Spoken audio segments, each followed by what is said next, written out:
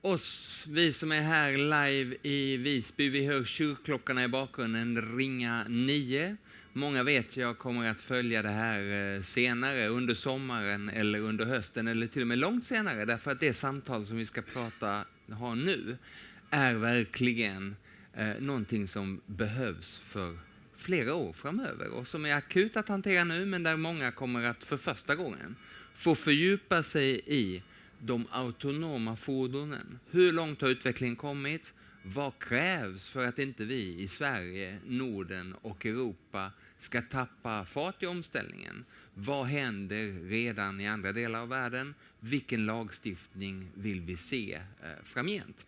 Och vi ska inte ha det som är det ständiga formatet på Almedalen, ett panelsamtal, utan något mycket, mycket finare. Vi ska ha först en rejäl introduktion till ämnet så att vi verkligen kan lära oss om de autonoma fordonen från den kanske absolut främsta experten som man kan få hit till Almedalen, nämligen Viveta Nataji som är Head of Autonomous Product and Deployment på Bolt.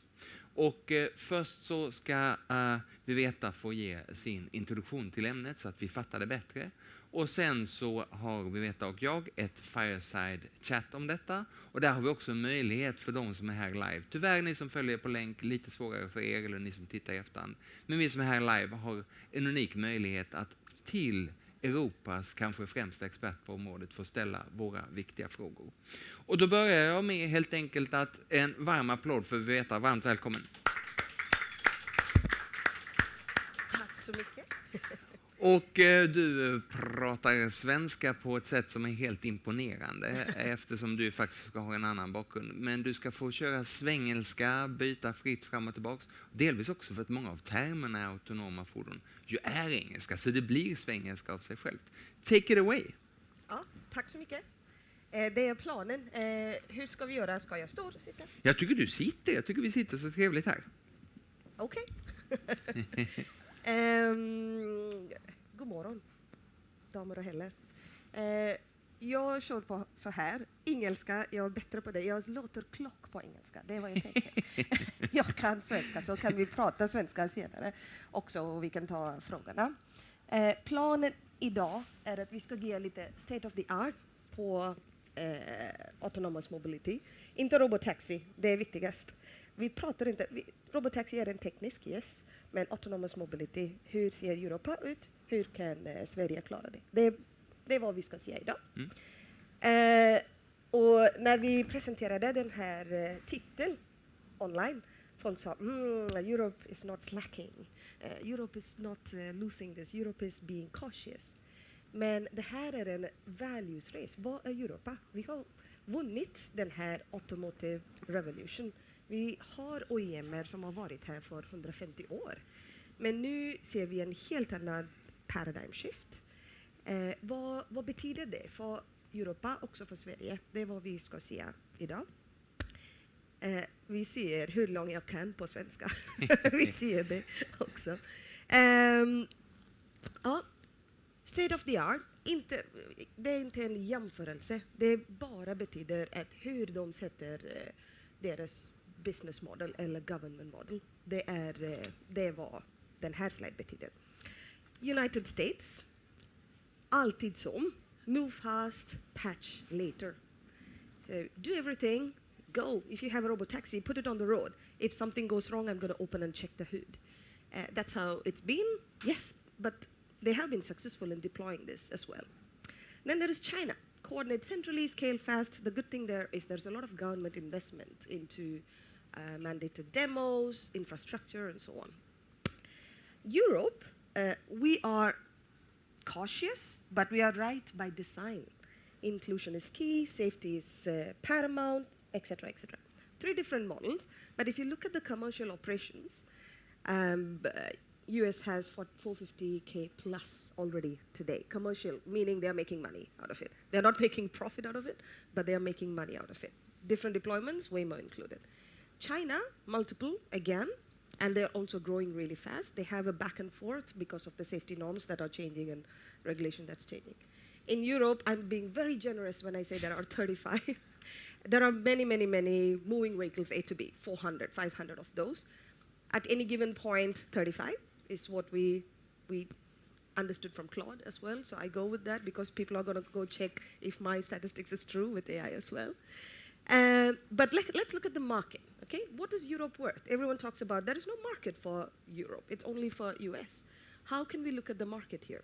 Robo-taxis and robo-shuttles are a priority because that's going to generate money, that's going to generate income for companies like us who want to do it. But that's not the end game. We also have autonomous trucking, we have Volvo Trucks, Scania, Tretton, all these things. But the risk that we are facing is that not that the technology is not ready, it's that the infrastructure is not ready. This goes for both Europe and Sweden. But let's look at the market a little bit. This slide is to show the left-hand side, if you see that. Everyone talks about US is the biggest market. Yes, but Europe is the second biggest market if you see the 42.8 billion evaluation, the GMV there. What does this mean for Bolt markets? Maybe I should introduce Bolt as well. For those of you who don't know Bolt, we're not only scooters, we are also taxi ride-hailing company. Some cities and countries that we go to in Europe, they say, oh, you're the scooter company. No, we actually have more than 50% of our GMV coming out of our taxi business as well. So yes, but we are not only in Europe, we are also in Canada, in a different brand. We are also in Southeast Asia, and so on and so forth. So if we look at the market analysis of how, for Bolt markets, how it looks like is if you put EU markets, UNECE, and other global markets together, there is an opportunity by 2035 to have 170,000 autonomous vehicles on the streets. And now this is where US and Europe differs. This is not just about taxi. This is about, we are not fighting against public transport. We are fighting against the private car segment in Europe. It's about the second car that everyone wants to buy, including myself. I'm a mother of two. My weekends go on drive to football, drive to piano classes, and so on. This is what we are trying to avoid in Europe. But in US, they are trying to optimize, oh, we don't have public transport, let's put so many robo-taxis. That's why the volume is different and the costs business model is different for that. So coming to Europe, what does that look like? It's not just about cannibalizing taxi businesses. It's about also bringing autonomy in public transport. Everywhere we go, the capex is really high. People talk about, Europe is not capex friendly, people talk about that, but the capex is really high if you think about public transport. The investment, the tenders that go into buses and trucks, and it's amazing. So autonomy is about a scale of multimodal transport as well. So if you look at it, 450 billion, something like that is what we are, 50 billion is what we are looking at.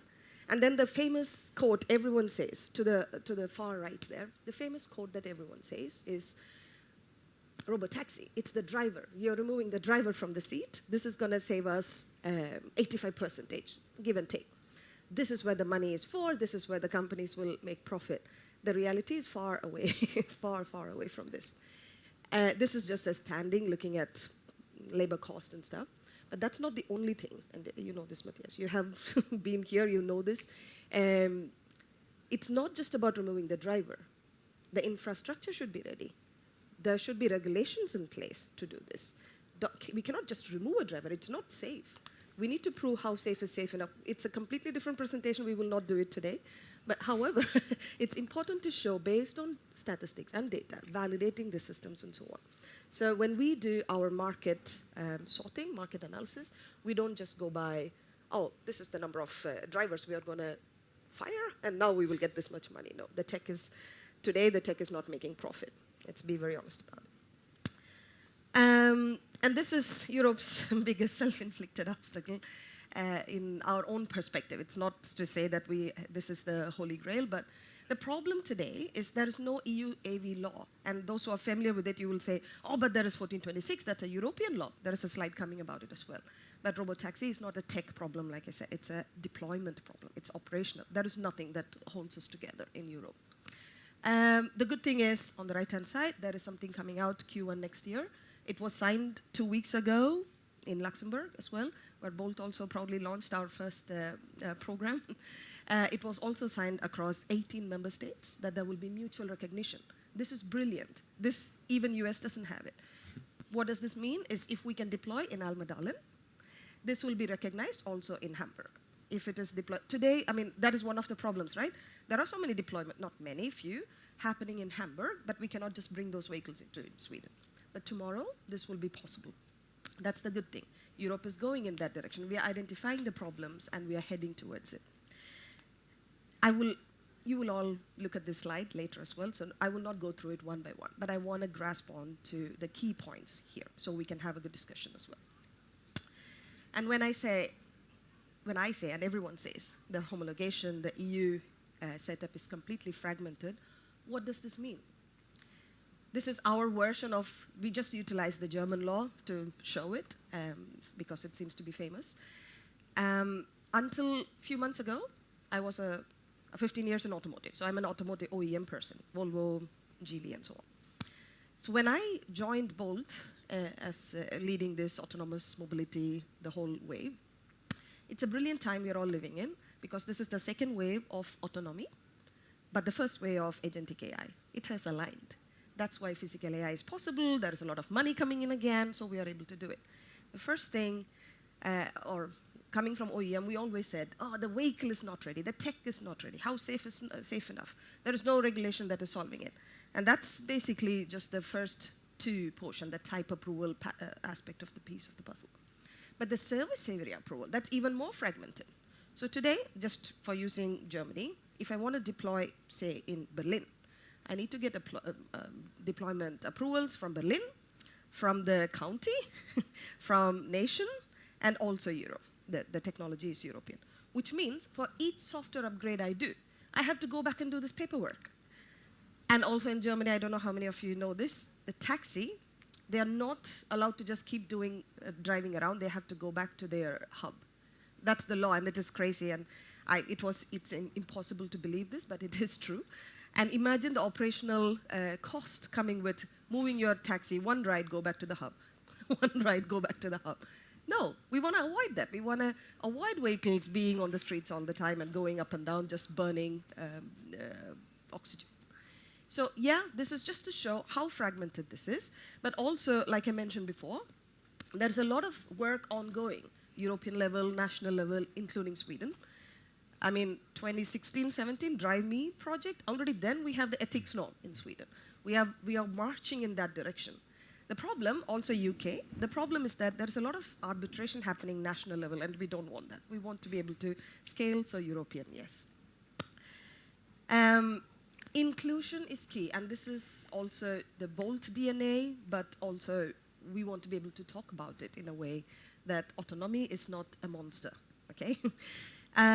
We all know that 3 to 5% of the urban population cannot drive due to disability or young or old, so on and so forth. Inclusion, and someone very wisely said, people are dying more due to loneliness than because of smoking cigarettes. That's the reality in Europe. Let's include them. But if you ask me, can't you put and people have asked this, can't you put a car that goes from just end of that suburban area to city? Yes, I can, but it's not scalable. It's not profitable. And if you say, but we have CapEx, I will give you 5 million euros, put one vehicle. But then it's an operational hazard. The lifetime of it, there is no total cost of ownership as well. So for any company that wants to come and invest and move a vehicle A to B, it has to be in the thousands, not in the tens. Okay? But I will come to it. There is a nice slide showing how we can reach there as well. What is important also, the design imperative. We always have this afterthought that, okay, let's fix the tech, and then we will put a ramp so that the wheelchair can go in. No, we have to think of this from the beginning. It's not just about wheelchair. It's about inclusion. It's about hearing, sight, but also mental illness, feeling safe, trusting the vehicle, and so on. It's all about inclusion. So let's not think that let's fix the tech and then put the vehicle, fix the vehicle later. Quickly, why Bolt is the right player? I will do that too. Matthias asked me, break me in between, it's okay. From now on you can break me. Yeah. Bolt, we have 200 million customers, okay, globally. We are not, I will be very honest, let's be candid. We are not saying that we are the best. No, we are, in Europe, in our markets, we are either 1, 2, or 3. If you are not one, we are two. Mostly not three. I think in one market we are three. Which means we have the operational infrastructure to it. Okay, we already understand this puzzle. It's also deployed in 600 plus, but if you ask our market team, it's 850 plus cities. That is scale. We are present in 23, already now it's 24 EU states. We have also expanded. And we have 4.5 million drivers and couriers on platform. Keep in mind, it's not just passengers, the drivers and couriers. Me and Roger, we were talking to people yesterday. We have 4,000 people in Bolt, born out of Estonia, if people don't know it. 4,000 people, but everyone else is an entrepreneur. All the drivers are an entrepreneur. They are their own owners. Why is Bolt so important? And this, we sing the song everywhere. Europe, as its DNA. We are built from Europe. And we have all the partnerships. We build on partnership. We don't build in-house. And we have a plan to go for AV, and we will look at the plan as well. But when I joined Bolt, there are so many things we can talk about Bolt, but when I joined Bolt, there are 3 things that I thought was brilliant. This is good. This is the best platform to start for autonomy. One is because there is a software acceleration. Everything about pricing, deadhead logic, and so on, that is already in place. The second one, which is the operational infrastructure. Soon, all the vehicle, all the software will become a commodity. What will make money, what will thrive, what will build job opportunities is the operational infrastructure, okay? Not just blue-collar jobs. I'm talking about real AI acceleration in operations, okay? Why we are fit for it? We already have localized operations in each country, in each city.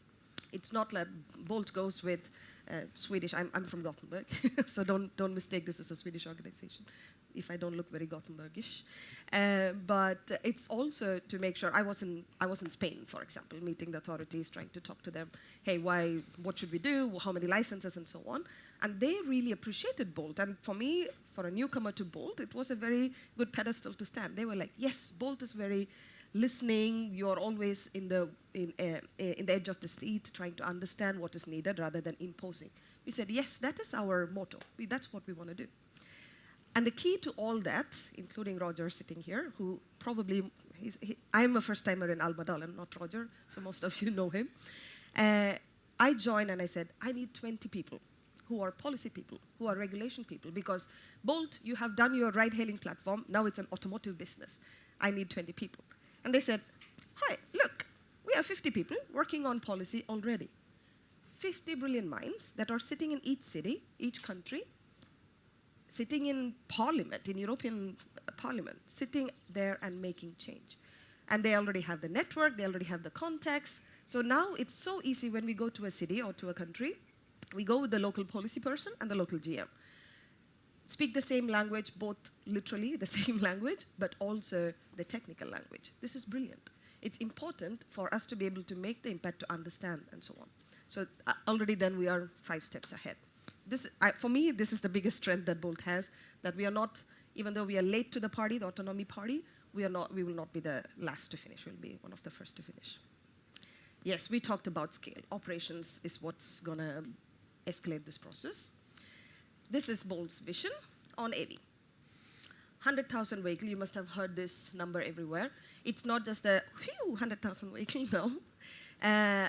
It's structured in a way that we understand the vehicle is the most cost intensive and the labor intensive, meaning any small hardware change we need to do, it's going to cost us money and time.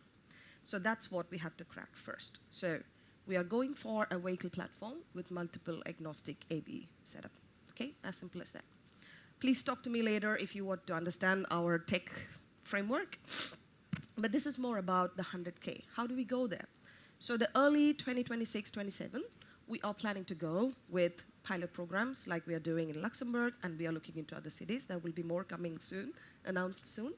But around 1 or 2 years, we should be able to have a scale of thousands of vehicles to be able to understand the operation, not to move from A to B. That a master thesis student can do from Chalmers or Koteho. They can move a vehicle A to B, but to show at scale the operation as well.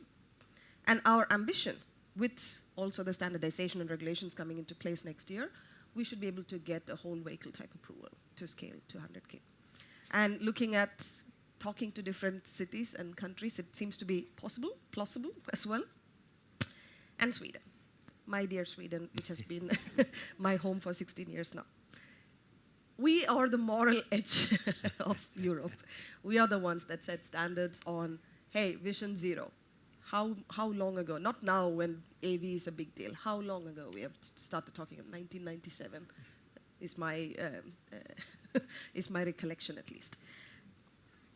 2.8 is a magic number. This is a magic number, literally. This is not just Sweden saying Vision Zero, not saying traffic safety, not saying, but systematically over decades we have worked and tuned and fine-tuned the different infrastructure to be able to bring down this rate as well.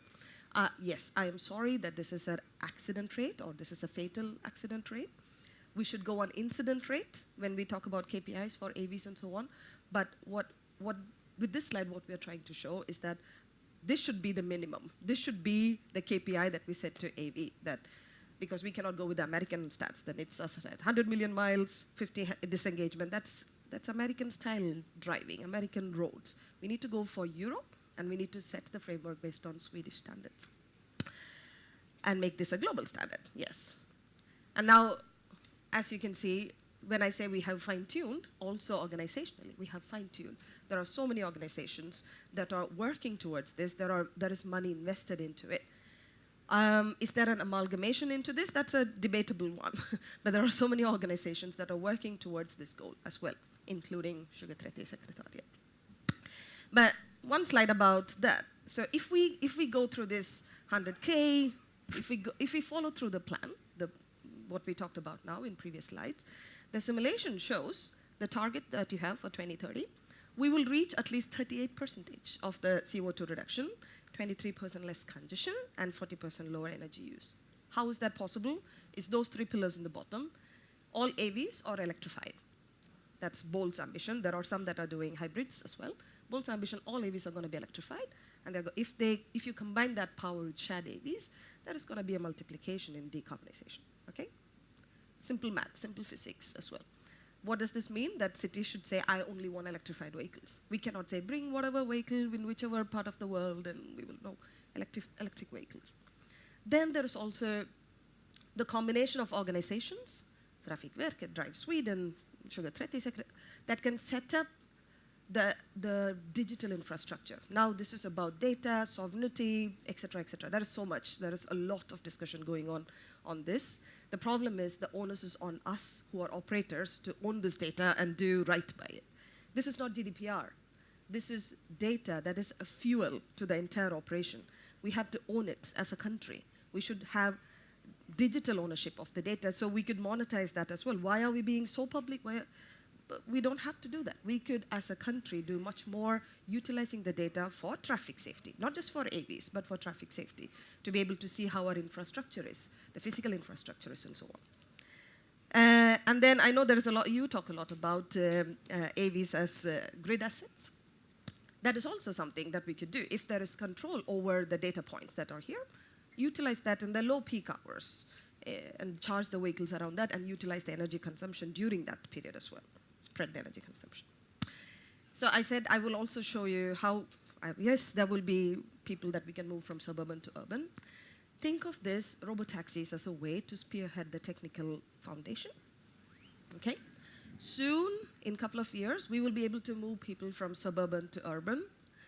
And then sooner, this will also become truck hub to hub. Valet parking, all these things will be in place, so we could go also robo shuttles between different cities.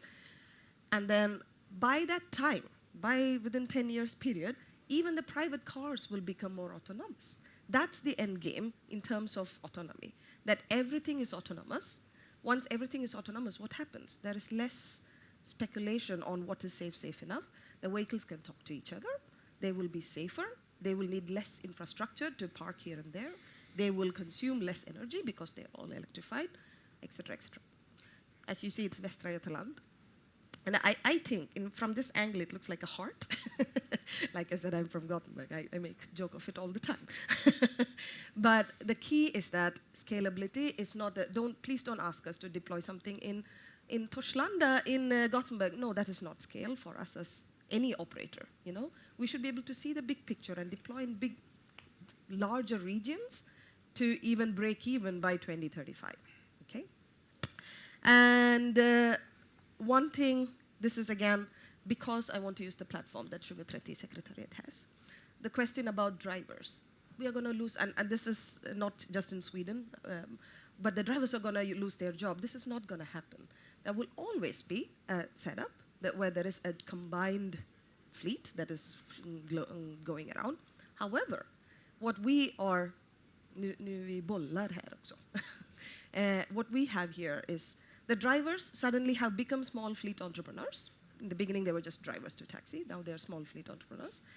Sooner, they can be AV safety operators. And we as Bolt, we are looking into upskilling with licenses needed for safety operators and so on for existing drivers.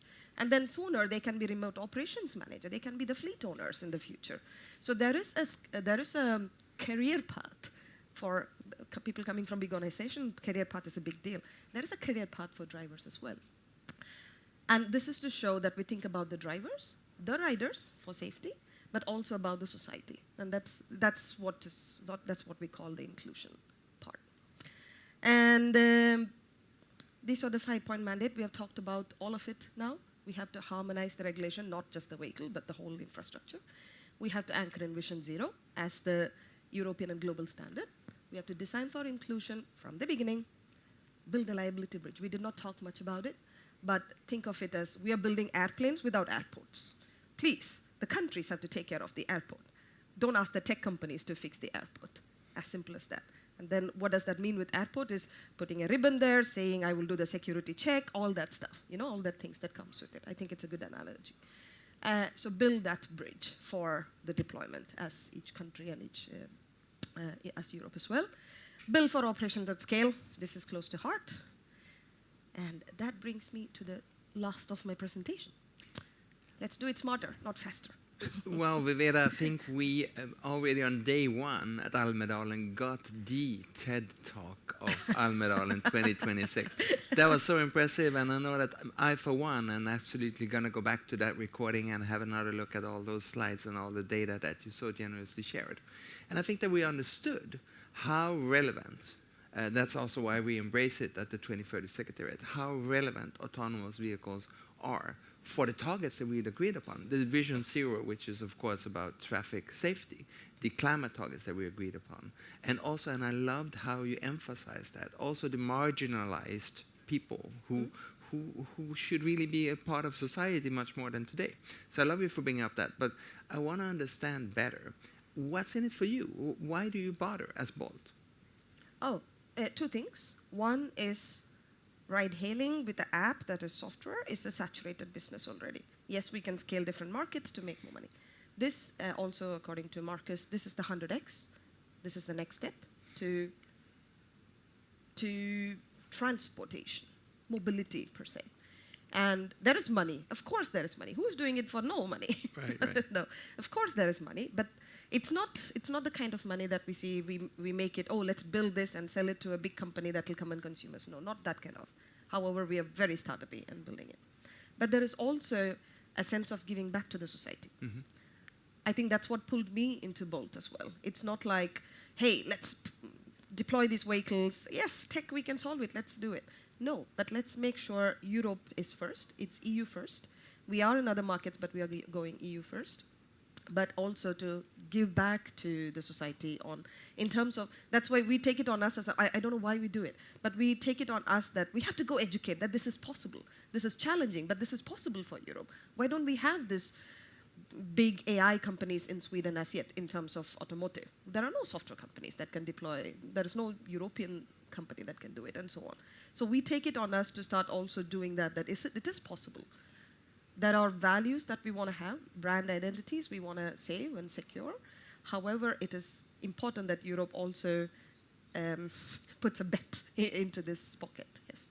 And the reason I ask is that I am, or at least I was, a member of one of the big German car manufacturers' sort of secret think tank.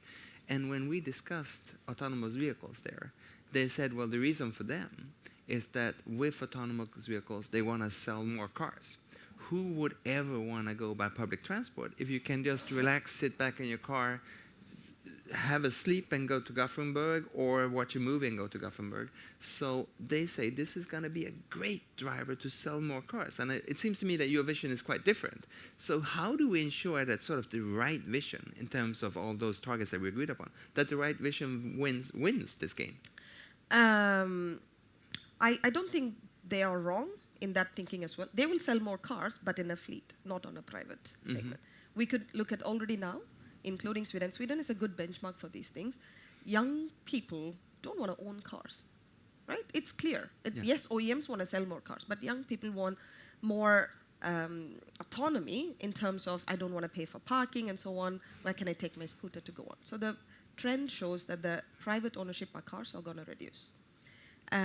And like I mentioned earlier, public transport, this is the difference between Europe and US as well. In the US, it's a different story. They want to sell more cars because there is non-existent public transport in some states.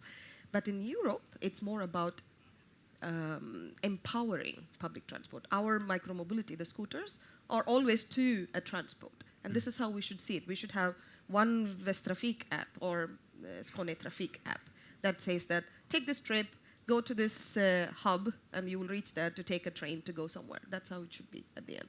It shouldn't be about adding more cars to the streets. No. And you just the other week started up in Luxembourg. I looked at Luxembourg on a map. It doesn't look like a heart. Västra Götaland does look like a heart. Why Luxembourg and not here? The very honest reason is they have a sandbox model. They are not drained by different regulation, and this is what we talk. And so, just so we are all on the same page here, sandbox. You are allowed to try things out in a way that you're not allowed to in Sweden. Yes and no. So there are approvals or national level, which sort of speeds up our process. They do have communal approvals as well for service area, but everything that goes through one authority, national level. And this is something that we are trying to adapt as well with Drive Sweden and Trafikverket.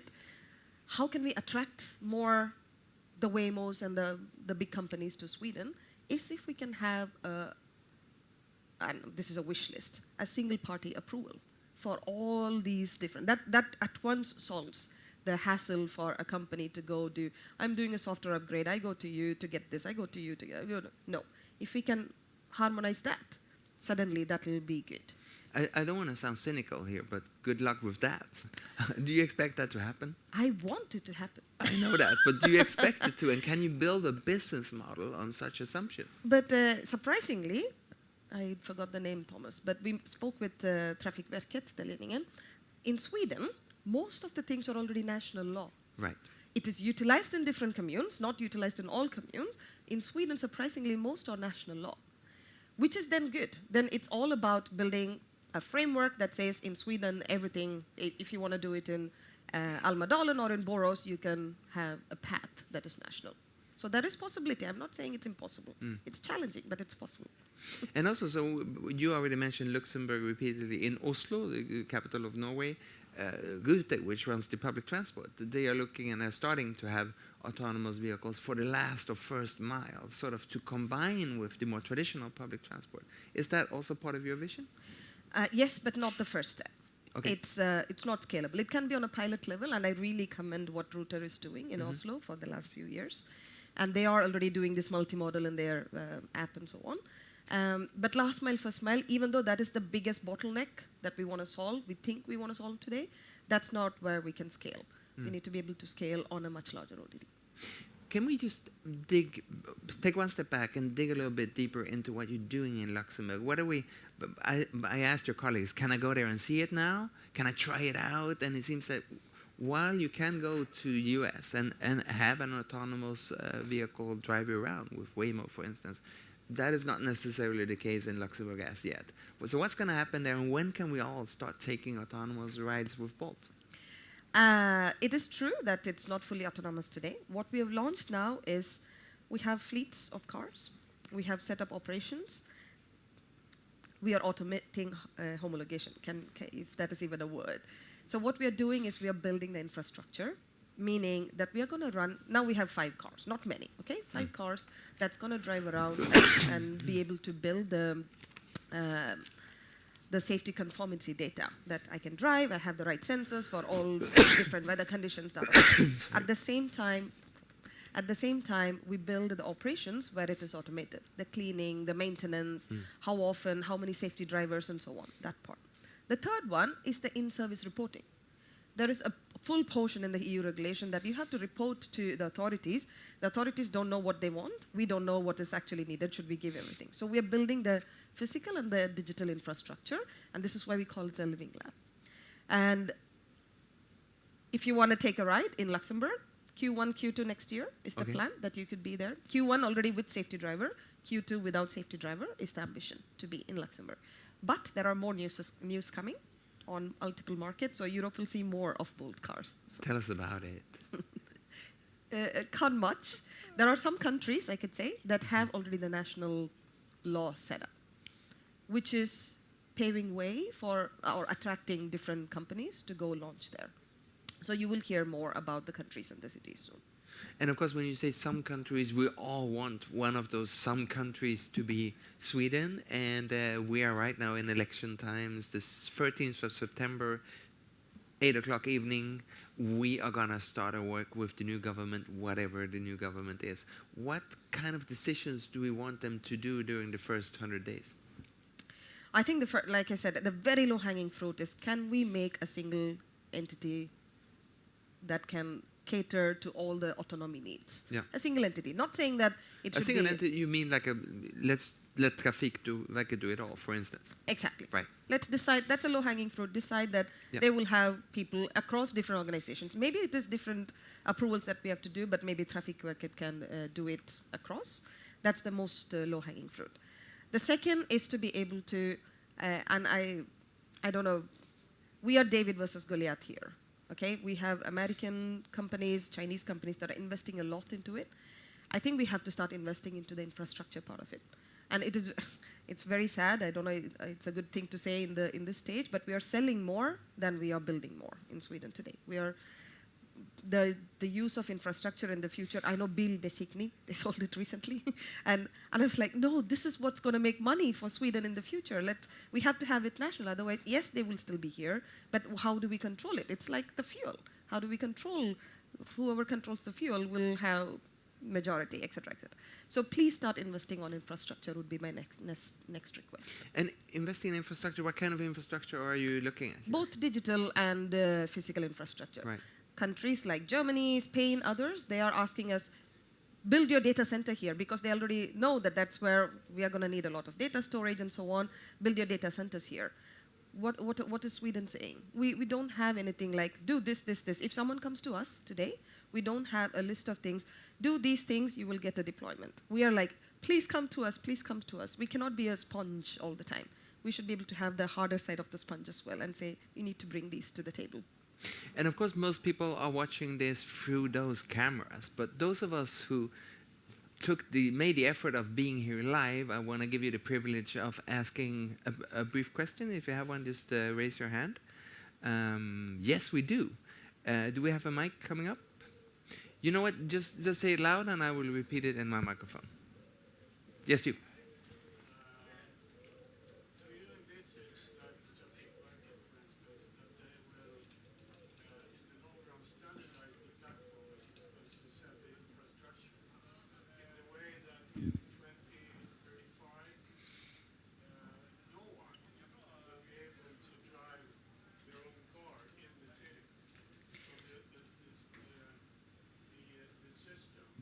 Will be controlling us in the way that you really get empowered and you get the good flows in the streets, and it becomes even more safe.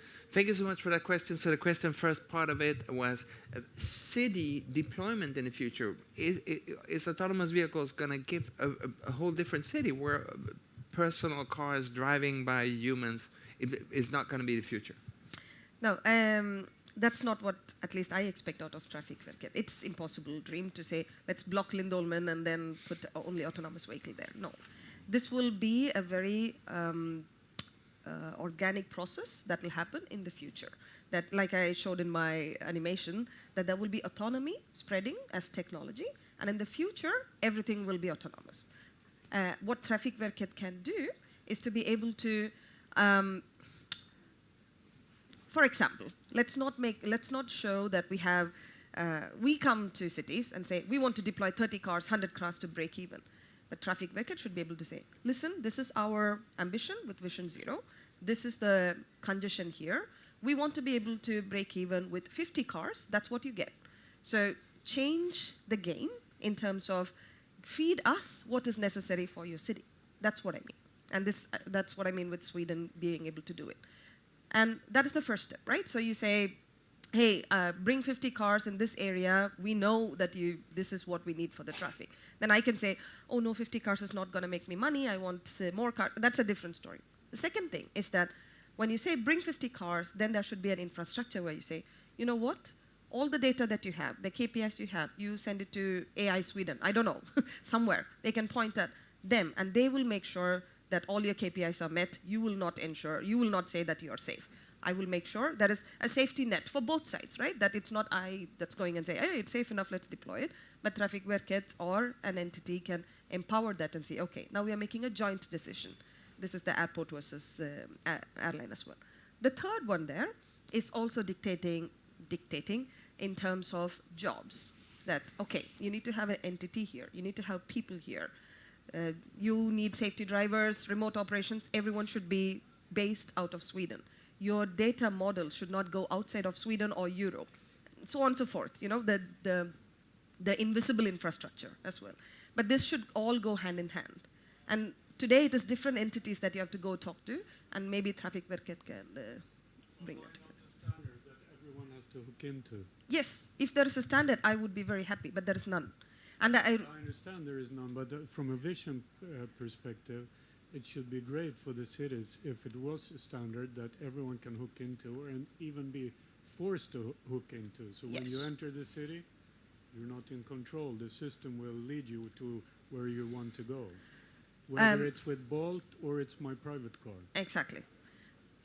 Agree, and let's not also make it more nationalistic. UK is trying to do that we will bring something in, and then we will deploy everything in UK way, but then it will become very arbitrary, more for UK. Let's have something that can zoom out into at least European level.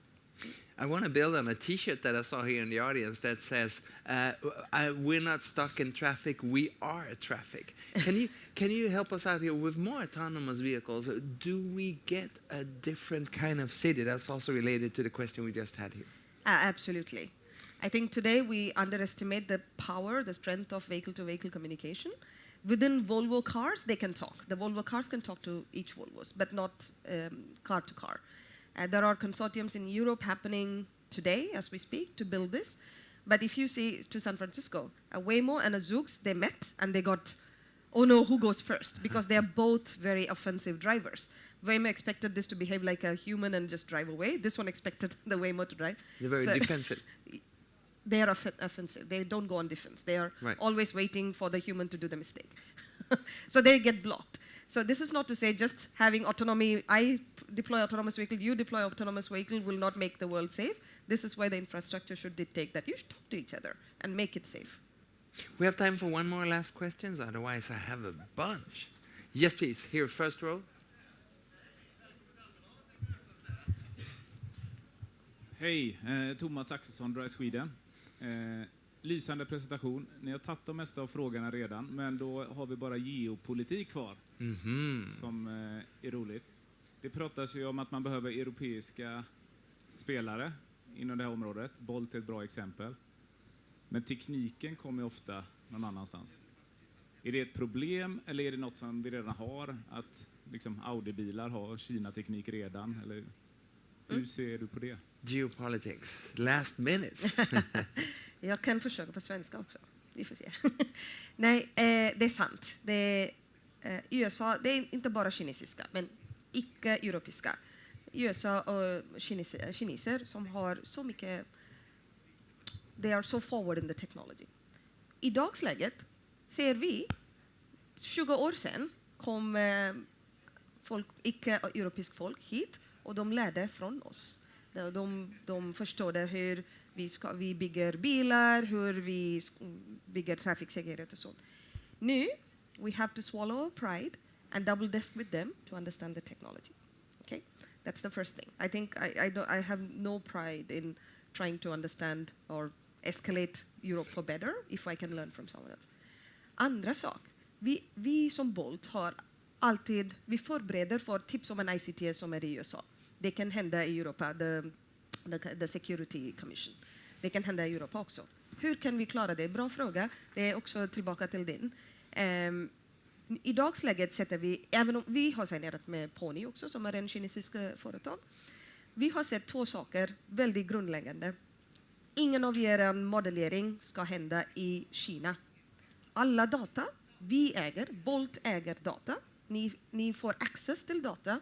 Och vi förstår ni vill ha perpetual license into the data to build the models. Det är okej, men modellering ska hända i Europa. Så de har byggt, they have an office in Luxembourg as well now. Data center in Luxembourg. Och sen var det fråga om, men vi måste ha the mothership. Vi måste, it gets better with modeling outside. No. Even if it takes time, it's okay. The mother model, father model, should also be in Europe. All the data caters to it. Det är okej om vi använder data från Luxemburg, Sverige, Tyskland och allt. Det är okej, det är helt okej. Men vi ska bygga europeisk modellering i Europa. För att vi betalar kan vi sätta den här krav till dem också. Men jag hoppas det ska vara en krav från lagledningen också. Viveta, very last question. We've been focusing on the OEMs, the car manufacturers. We're focusing on the policymakers. Let's focus for the last question to you on ourselves. What do you want each and every one of us to do in terms of moving faster into autonomous vehicles? Ooh, good question. Normally I'm in a tech conference. I can answer this very quickly. I have zero clue here. What can we do? I think one comment and one warning. The warning first, autonomous vehicles are easy to trust. If anyone has been on an autonomous vehicle, in 5 minutes it's a boring thing. That's the end game, right? It should be boring. It's not a wow at the end. Please don't overtrust your Teslas that you drive today, for example. Always be aware if you're responsible to be on the seat, be responsible on the seat. And the comment about autonomy is that whichever company we are all working in, I think the world is going in that way, with physical AI, embodied AI coming into play and so on. Please talk about what can we do about autonomy. How can we help each other to bring autonomy to Sverige? And how Sweden can be, what can Sweden do? And I can sit here and from my OEM cap and my Bolt cap, I can think of things. I think it's more important that as public, we talk about, is autonomy a boon or a bane? We have to more talk about it and bring change from inside. I think rarely during 45 minutes at Almedalen have we increased our knowledge so rapidly. I want to thank you, Viveta Nataji, and I want to thank Bolt for this brilliant presentation. And for those of us who are live, nästa konferenspunkt börjar här 10:00 igen. Man hinner precis ut i solen och hämta kaffe och komma tillbaks. Och man hinner prata vidare med Bolt. Och för alla som följer detta på nätet, stort tack för att ni följde. Thank you once again. A great applause to Viveta. Thank you for being a lovely crowd. No difficult question.